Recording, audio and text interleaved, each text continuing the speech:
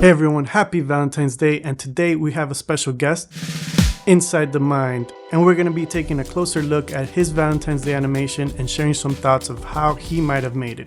Alright, so here we are, and let's take a look at his animation. Alright. Nice. Cool, I love the particles in the middle. I think it's really great. There's a lot of variation in there. So it's clean, it's simple, it's Valentine's Day. I mean, what else you need? You know, you got hearts upon more hearts. And I think that's what it's all about, right? Valentine's Day. So, you know, it's not a Valentine's Day design or animation if it doesn't have a heart. So definitely a really cool particle animation. My guess, since he made all this stuff in Houdini, let's see, like I could probably think of a few things at first. So my guess is that maybe the only thing that was not made in Houdini was the heart. Maybe it was like a vector shape that he imported, because it seems pretty, perfect. Like it's a really nice shape. And if you did want to create that shape in general in Houdini, what you can do is you could do a rectangle, right? And then you round the edges, right? So then you end up with like this kind of oval kind of shape. And then what you can do is you could rotate it so that kind of oval rectangle ends up being something like this. And then if you do like a mirror, you would get this shape here. And then you kind of have your heart. So then you'll just get the exterior parts of it.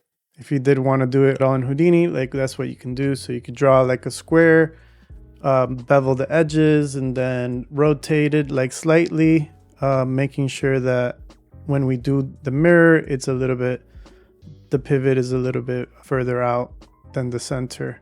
And then we could just rotate and create our heart. I mean, that's if you want to do it on Houdini, you could do it that way. But I guess a simpler way might have been with a vector shape. So that's how I think he, could have done it. So that's kind of the heart shape in general. The other thing I think all this stuff is probably placed on a grid. So he probably has like a grid, and then maybe he did the background in cops. So he has just the grid itself. Then he has like a gradient mask that goes from like the pink to the white in the middle. And then he kind of randomized the heart shape around to create that kind of effect. And then there's another mask that is probably the white, which kind of makes me think that this is on top of the hearts. This center part here. So there's probably a white mask that's feathered out. And I think that would be about it, maybe for the background. So in terms of the heart shape, he probably extruded out a piece of heart and maybe rounded the edges so it's not super harsh. Although like I can kind of see, let me see. So it looks flat, but I do think that there's some depth because we kind of see some particles going over each other. So like over here, this piece is going over. So it makes me think that this is not flat. This is actually a 3D heart.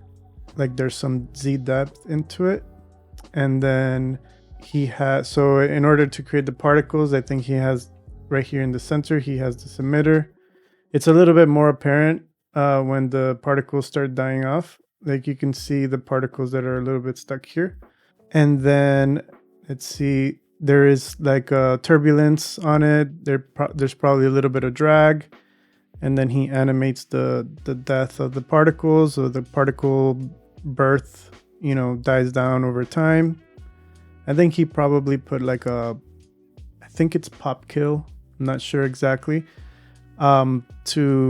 And then maybe put an expression that particles die off. The other way would be to, in SOPs, just kill the particles with attribute delete.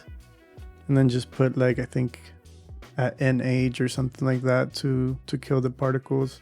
And then there's also like some randomization of color. So that's probably, let me see.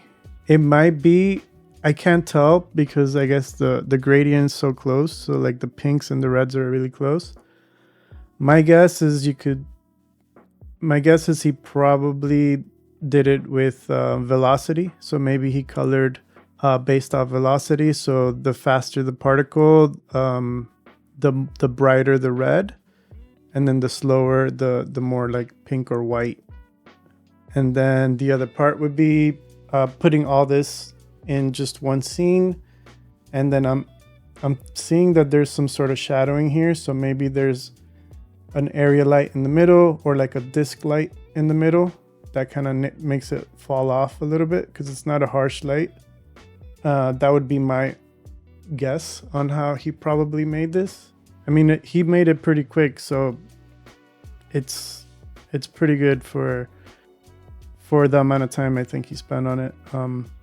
It's really cool to see how other people might approach this kind of projects in Houdini. Everybody has a different way of tackling a certain problem. This is the way I interpreted how he might have made it, but I'm pretty sure it might have been a little bit different than what I've explained. All right, so now I'll show the one that I made.